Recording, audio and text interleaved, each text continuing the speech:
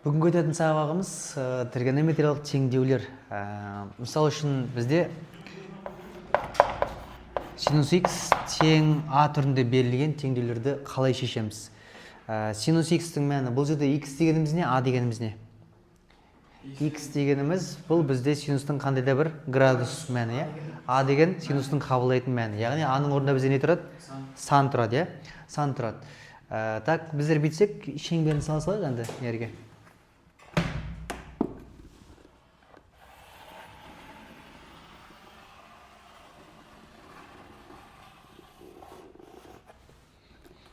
Мінекей. Шеңберін салсақ, мына жерде центр болса, так.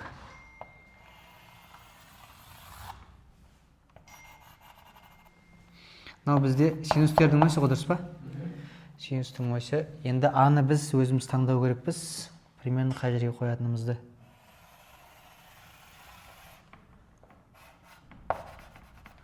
Мынау бізде косинустер өсі, пока бұл керек емес.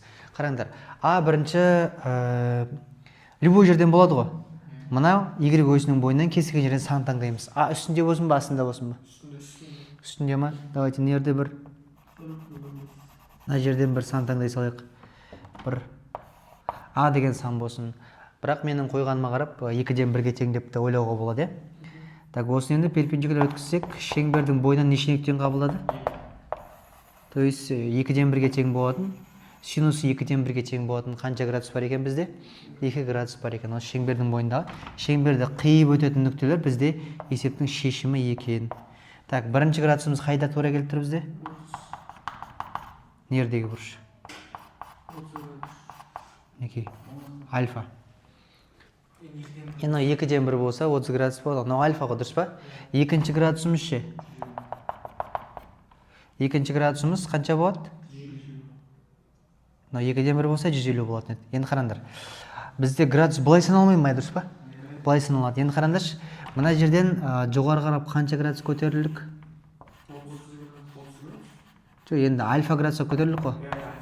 Плюс альфа көтерілдік, мына жерде соң наоборот емес пе?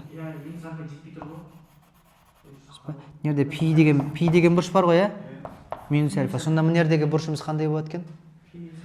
Надан былай айтпайын ба? Сәл некрасивый болады да.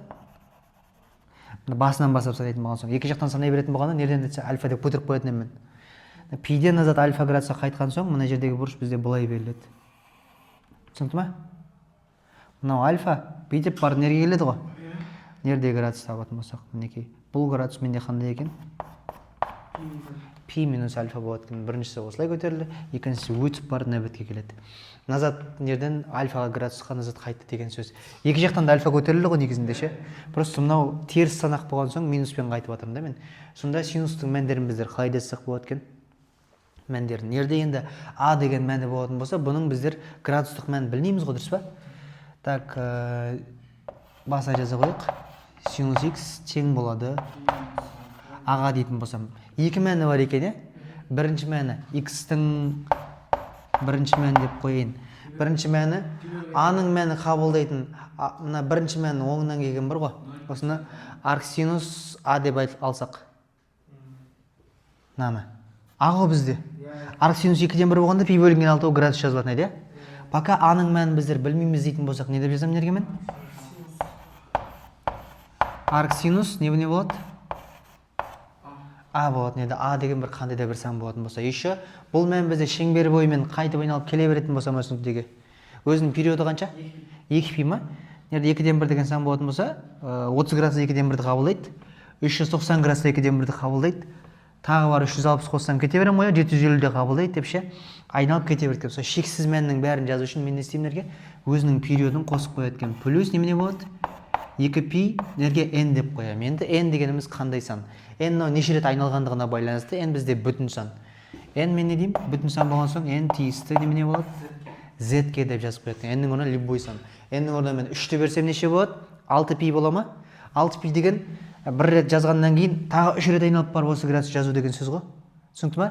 Любой n қабылдай береді деген сөз. Бүкіл шексіз шешімнің барлығын жазу үшін өйстіп n менен жазып қояды екен. Түсінікті ғой? Жақсы, онда екінші мәнше. X-ің екінші мәні. Қараңдар. Мынау жазылды. Екіншісі қандай? Пи минус пи минус альфа. Альфаның мәні арк синус а ғой. Сонда пи минус арк синус а бола ма?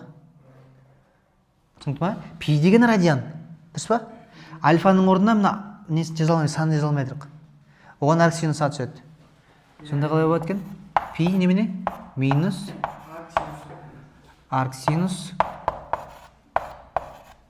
а болады екен. Еще несі бар бізде? Периоды бар, иә? Плюс 2πn және n тиісті z-ке деп қойсам. Анау z үлкен деу. Мынандай осындай бізде екі шешіммен жазсақ болады екен. Жауабын екі түрлі етіп қой. Екі жауаптыға осы екі түрлі жауапты жазып қою мүмкін. Болмаса, бұны бір шешімге тығып жіберуге де болады. Қалай деп ойлайсыңдар? Жоқ, бүйтсек болады, қараңдар. Арк синустарды бірінші қойсам. X деймін да. X1 дегенді осылай жаза қойайын мен. Так, арк синус а плюс 2πn n тиісті z-ке болсын. Енді x2-ні бетейін минус арк синус дейін да. Плюсына екеуін қосып жіберсек. 2π-ге пи қосылып атса ше, тақ пи болып кетпей ме же? Мынау жұп пи ғой деді, всегда жұп пи жазылады ғой, иә? Оған пиді қоссам, мына период не қыл жарайды? Бұл полный тақ пи қыл жарай ма? 2, 4, 6, 8 деп кете береді мынау. Оған бір шық пиді қосып жатады. Всегда тақ болмай ма? Тақтың формуласы қандай еді? Жұп санның формуласы 2n, тақ санның формуласы 2n плюс 1 емес па? Тақ сан болған соң не істеймін мен ерге? 2n плюс 1. 2πn плюс 1. Так.